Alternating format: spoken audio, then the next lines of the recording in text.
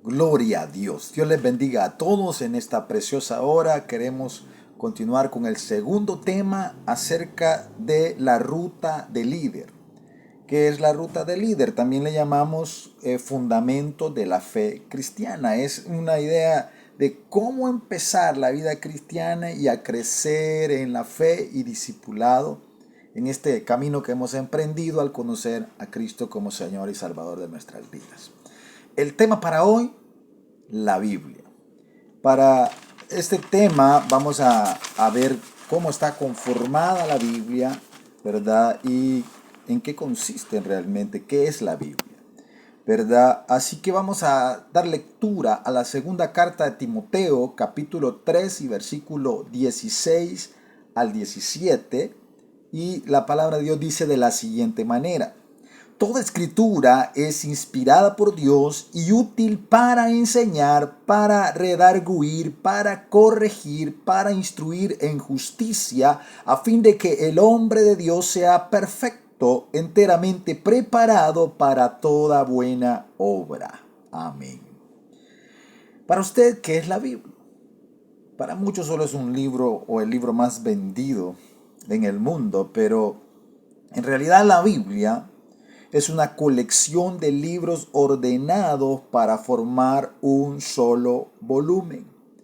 La Biblia se divide en dos partes: el Antiguo Testamento y el Nuevo Testamento. En el Antiguo Testamento se presentan los hechos del pueblo de Dios antes de la venida de Cristo. Y el Nuevo Testamento muestra los hechos del ministerio de Jesús, sea incluida su vida, su muerte y su resurrección.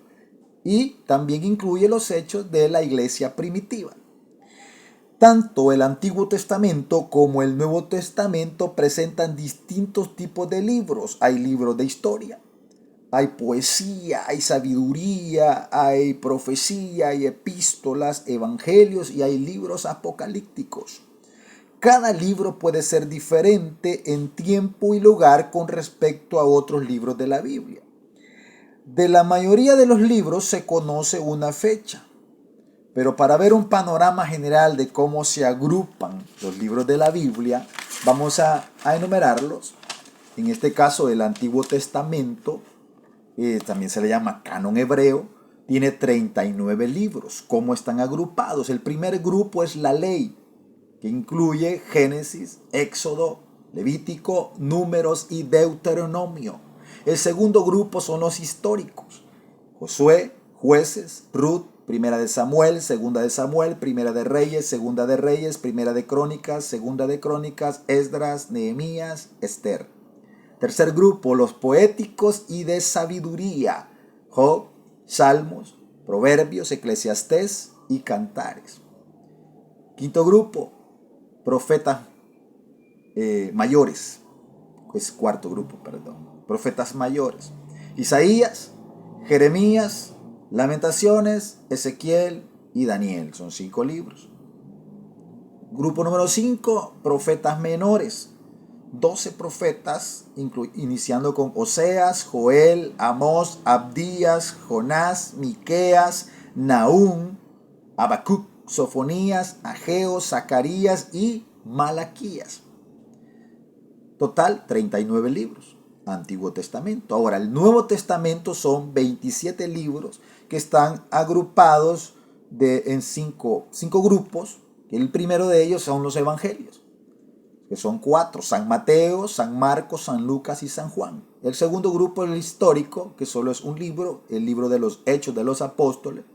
Y el tercer grupo son las cartas paulinas: Romanos, Primera de Corintios, Segunda de Corintios, Gálatas, Efesios, Filipenses, Colosenses, Primera de Tesalonicenses, Segunda de Tesalonicenses, Primera de Timoteo, Segunda de Timoteo, Tito y Filemón. Son 13 libros de ese grupo que se le llama cartas paulinas porque se le acreditan, ¿verdad?, al apóstol Pablo. Pero tenemos el grupo número 4, que son las cartas generales, y ahí están 8 cartas que son Hebreos, Santiago, Primera de Pedro, Segunda de Pedro, Primera de Juan, Segunda de Juan, Tercera de Juan y Judas. Y el último grupo, que sería el profético, que es el libro del Apocalipsis o también llamado como Revelación, ¿verdad? Son 27 libros del Nuevo Testamento sumados a los 39 del Antiguo Testamento. Tenemos 66 libros de la Biblia.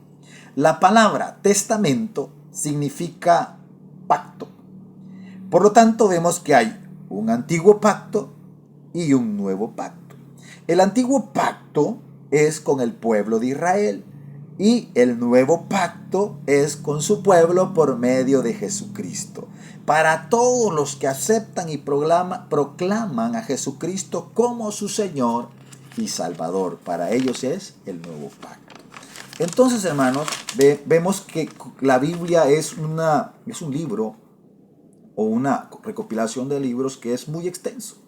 Al principio puede serle un poco difícil a una persona encontrar un pasaje, pero con el tiempo se va familiarizando con todo lo que incluye la Biblia. Como se cita una porción de la Biblia, primero se menciona el libro en el cual se encuentra y con la práctica se llega a saber si el libro pertenece al Antiguo Testamento o al Nuevo Testamento.